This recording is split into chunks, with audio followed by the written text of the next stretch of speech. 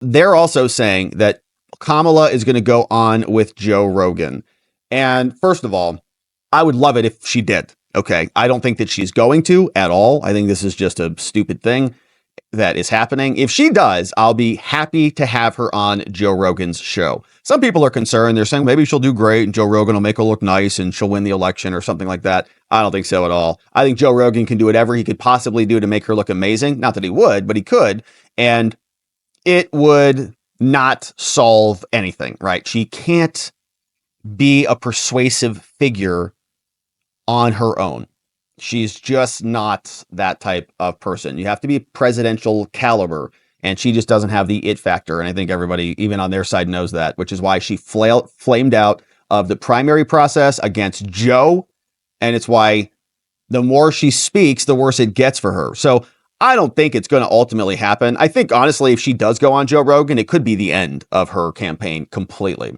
There's a lot to gain there, but there's a lot at risk, a lot at stake, because that's much more of a freewheeling interview. And she has just one little stumble or mumble that seals the deal. She could take herself out if she did that. It's very high risk. Joe Rogan's not going to edit it like CBS does and splice in different answers from all over the place. So I think this is probably just a conversation. Maybe if it doesn't happen, then she will use that to say they couldn't get it done or something like that. But I hope she does. I really hope she does go on there, because we'd love to have her do 3 hours with Joe Rogan. You think she'll do 3 hours? Even 1 hour. Okay, go do 1 hour with Joe Rogan. We'd love to see it. And let's talk about his opponent, Vice President Kamala Harris, what she's been up to, what she's about to do, which is a sit-down interview with Bret Baier on Fox News Channel. There's also some discussion we're hearing that she may do the Joe Rogan podcast, yeah, right, the most popular podcast in the country. But if she does Joe Rogan, if she does Joe Rogan, that's she's aiming right at young men, which is a constituency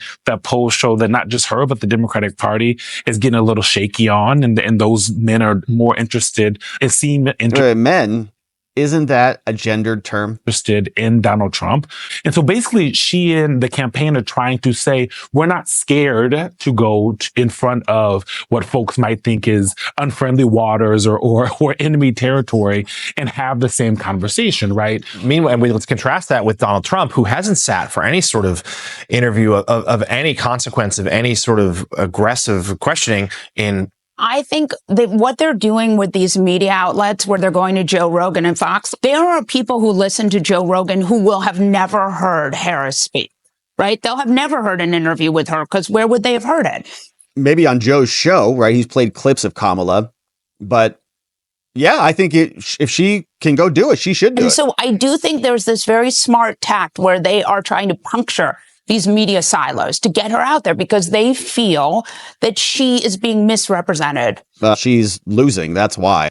If they could have kept her in the basement like they did with Joe Biden the entire campaign, they would have done that. But they can't do that because the polls have now flipped and Kamala looks like she's scrambling and flailing. So she's talking like she'll go on Joe Rogan's show. I hope she does, really. I have my doubts that it ultimately happens, because I think there's more risk there than reward. But I'd love to see both Trump and Kamala go on Rogan and have a side-by-side between the two of them. Because here's the thing, Rogan, his audience would hold him accountable, right? And he holds himself accountable. So he's not going to be splicing and dicing the interview like all of the rest of the media does. Not going to be reading her book for her on the channel. And if Rogan's questions aren't on point, his audience will make that known, right? Because he's accountable to his audience and cares about his credibility and having these conversations, right? Whereas many people in the media do not. They have a vendetta to serve. They have higher ups. They have narratives to serve, where Joe Rogan does not. This is his reputation. It's something he's built. It's his family's community. So he'll be more on point. And if not, he'll catch the feedback, and that clarity will enhance all of our decision-making capabilities. So I hope she goes on it. I doubt that she will. And same for Trump. I hope Trump goes on there too. And that would be a great conversation. And the clips and the memes would spread through the internet for days. I hope it happens. We'll see if it does. So they dragged out Ian Sams here, and there were some reports that Kamala and Biden are not real happy with each other, that they're at odds, and that Joe has been scheduling different events to upstage her from time to time. And I think we've seen that. He announces a hurricane speech as soon as she's going to walk on stage and stuff.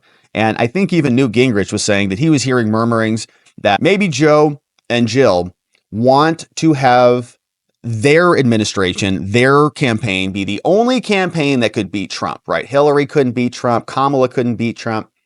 Only Joe could. And so he'll go down in history in that vein. But here's Ian Sams responding to some of that criticism. Is there tension now between Kamala Harris and Joe Biden?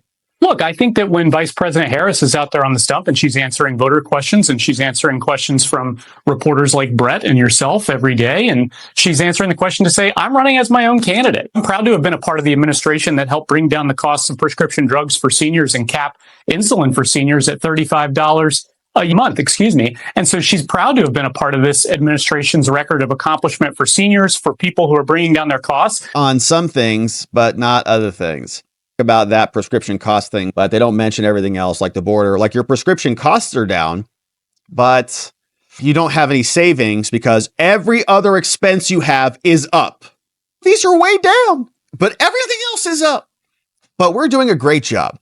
And Kamala's proud to be a part of Joe Biden's team and administration. And she even said that when she was on The View. Is there anything that could disambiguate you between you and Joe's administration? No.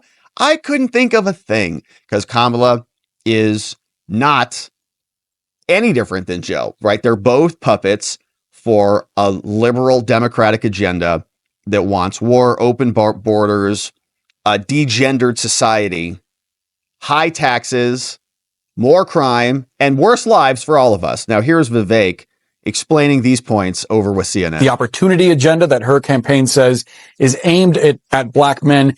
It includes $1 million loans for new businesses. They're fully forgivable up to $20,000. Cutting college requirements for certain federal jobs. This new regulatory framework for cryptocurrency, an issue that you have spoken a lot about. Also, legalizing recreational marijuana. How well do you think those proposals could work? I don't think these proposals are going to land for one principal reason. She had the opportunity to do it for the last 4 years and has not yet led the way. While still clinging to proposals, as best we know, she's still in favor of a tax on unrealized capital gains, which would be one of the best formulas for a Great Depression and a stock market crash in the country. And I think part of the reason there is a palpable sense that Donald Trump is starting to separate away from Kamala Harris, stealing voters from black and Hispanic voter banks, is that there is a certain hypocrisy in Kamala Harris's stated policy positions versus what they've actually done over the last 4 years. And I think, Boris, that is what makes this election a little bit unique. You have 4 years of Donald Trump, 4 years of Harris Biden. Compare the results. I think that's what voters at home are doing. And I do think that's why we're seeing that migration of both black voters and Hispanic voters towards Donald Trump. Nice exchange from Vivek. And it certainly feels like they're hitting the panic button. And so let's turn our attention to some election filings, because as you saw in the title today, this is a lot and it's all being assembled right now.